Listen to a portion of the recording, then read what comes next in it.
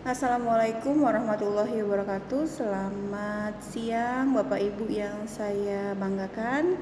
Kita ketemu lagi dengan perkuliahan Legal Opinion dan Legal Audit bersama saya Profesor Dr. Esmi Ramadasari Saragi SHMH. Ini dengan metode perkuliahan asinkronus melalui video YouTube. Nanti saya akan share linknya ke Komting. Silakan nanti absensi. Jangka waktunya 3 hari sejak hari ini. Tuliskan di kolom komentar nama lengkap dan NPM. Saran saya setelah Bapak Ibu absensi, tolong difotokan saja. Mana tahu nanti absensinya di kolom komentar bisa hilang. Karena ada keluhan dari beberapa mahasiswa katanya hilang. Saya nggak tahu kenapa bisa hilang. Ya nggak ada sih yang ganggu ya kalau di situ. Mungkin sistem atau bagaimana, tapi untuk jaga-jaga saran saya silakan difoto setelah Bapak Ibu sudah absensi. Oke, Bapak Ibu, seperti janji saya di minggu lalu, hari ini kita membahas mengenai lingkup due diligence dalam penanganan perkara, ya, sebagai suatu pendekatan. Yang pertama, due diligence ini terkait rencana, transaksi, dan tindakan hukum perseroan. Ya, kemudian ada pendirian usaha atau badan usaha, kemudian ada yang kedua ada pelaksanaan kegiatan usaha, kemudian yang ketiga ada tindakan korporasi, kemudian yang keempat ada transaksi yang akan dilakukan. Nah, Bapak Ibu, kalau saya cerita due diligence, Bapak Ibu sudah tahu kan ini maknanya saya bahas apa? Jangan pula nggak tahu, karena saya sengaja ganti-ganti penyebutan ya. Kan saya sudah sebutkan bahwa beberapa kata-kata yang sama ya, hanya penyebutan saja yang beda, seperti legal opinion, kemudian ada legal reasoning ya, dan lain sebagainya. Jadi ini saya membahas mengenai due diligence ya, legal audit. Oke, kemudian yang B, Bapak Ibu, due diligence ini terkait masalah hukum, yaitu hukum perdata ya. Istilahnya ada namanya amicable settlement ya. Kemudian ada litigasi ya. Litigasi ini terbagi dua, ada melalui arbitrase dan ada melalui pengadilan ya. Arbitrase kan di luar pengadilan ya, non litigasi. Jadi kalau pengadilan berarti dari litigasi. Nah, banyak sekali memang kasus-kasus seperti ini memilih jalur arbitrase karena banyak para pebisnis misalnya, apalagi terkait dengan hukum perseroan ya, terkait pendirian badan usaha dan lain sebagainya ya, itu mereka banyak melalui jalur arbitrase. Biasanya kalau arbitrase maka ada kontrak, di dalam kontrak itu dituliskan ketika ada permasalahan maka ditempuh jalur arbitrase atau di luar dari litigasi atau pengadilan ya. Kemudian Bapak Ibu, yang kedua ada namanya perkara pidana. Tadi kan perdata, ini sekarang perkara pidana. Jadi ada pidana ringan dengan syarat-syarat tertentu ya, dan sebelum terbit SPDP. Nah, SPDP ini kepanjangannya adalah surat pemberitahuan dimulainya penyidikan. Jadi kalau ini mau selesaikan, maka syaratnya sebelum terbit SPDP. Jadi bisa musyawarahkan, diatasi ya, sesuai dengan proses dan ketentuan yang berlaku ya untuk perkara pidana. Kemudian Bapak Ibu, ada namanya standar dari due diligence. Jadi di Indonesia standar baku prosedur dari due diligence ini baru tersedia untuk pasar modal ya, sebagaimana lampiran keputusan dari HKHPM ya. Mungkin sudah ada ya sekarang ini karena tahun 2005 ya.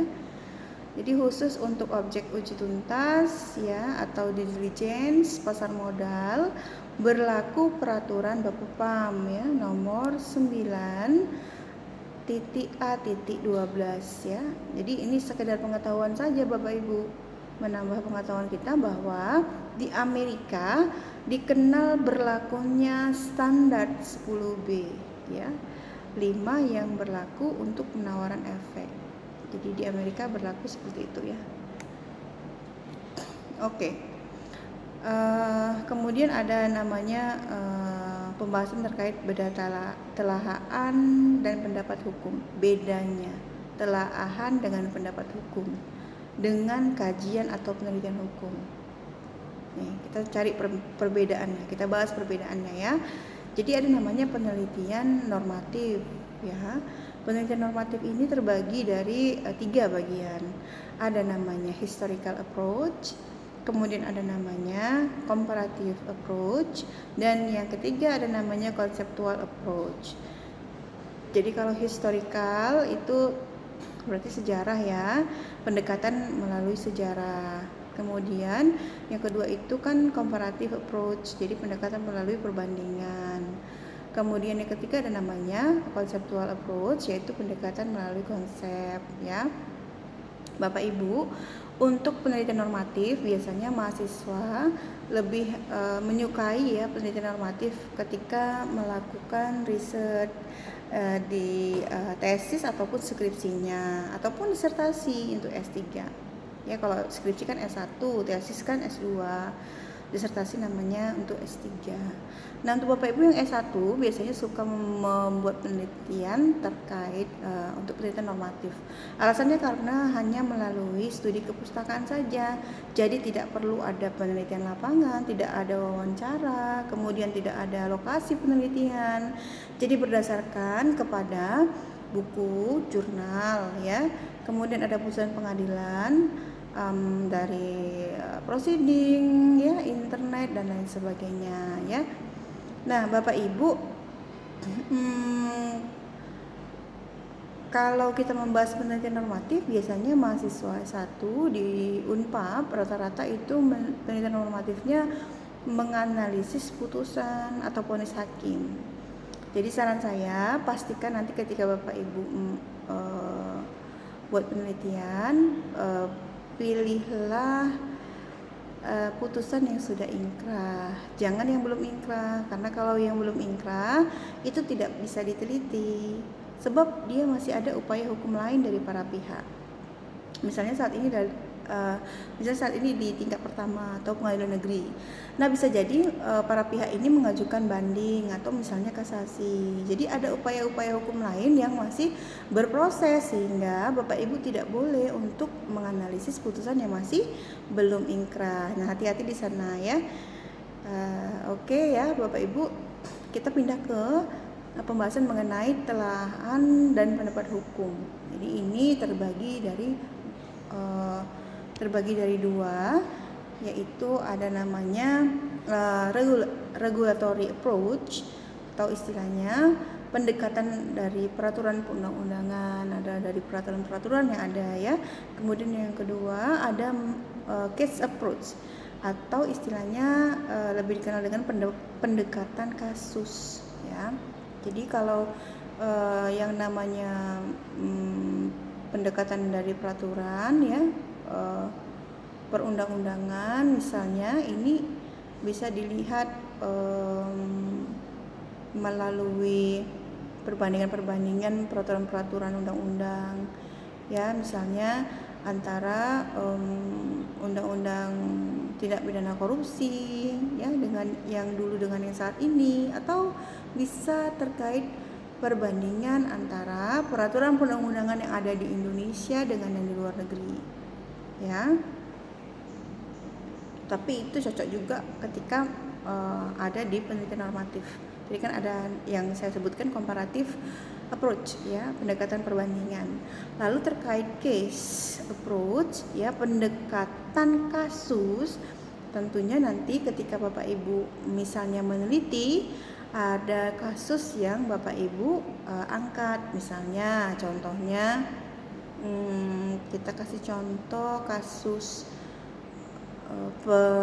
pencurian dengan pemberatan ya, atau yang lagi viral ya, pencurian dengan kekerasan, pasal 365 KUHP, atau istilahnya begal ya, jambret ya, itu pasal 365 KUHP, pencurian dengan kekerasan ya. Ada kasus yang diangkat, misalnya penelitian di mana? Penelitiannya misalnya di kepolisian ya, Polrestabes misalnya penelitiannya. Nanti bisa dilihat kasusnya di sana, bagaimana penanganannya, kronologinya, lalu pasal apa yang disangkakan kepada si tersangka.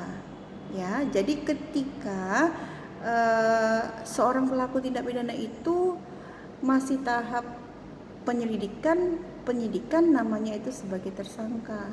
Kemudian ketika sudah naik prosesnya menjadi penuntutan, maka namanya berubah menjadi terdakwa. Lalu ketika sudah diputus hakim, sudah berkekuatan hukum tetap, maka namanya menjadi terpidana. Jadi satu orang pelaku tindak pidana namanya bisa berubah-ubah ya, sesuai dengan tingkatan dari proses penyelesaian tindak pidananya. Baik Bapak Ibu, terima kasih atas waktunya. Insya Allah kita minggu depan membahas mengenai sifat telaahan dan pendapat hukum ya. Jadi kita membahas sifatnya ya, minggu depan insya Allah kita membahas itu. Saya mohon maaf jika ada kesilapan dalam penyampaian. Semoga kita semua selalu sehat, sukses dan bahagia. Selamat weekend dan jangan lupa untuk absensi. Terima kasih. Wassalamualaikum warahmatullahi wabarakatuh.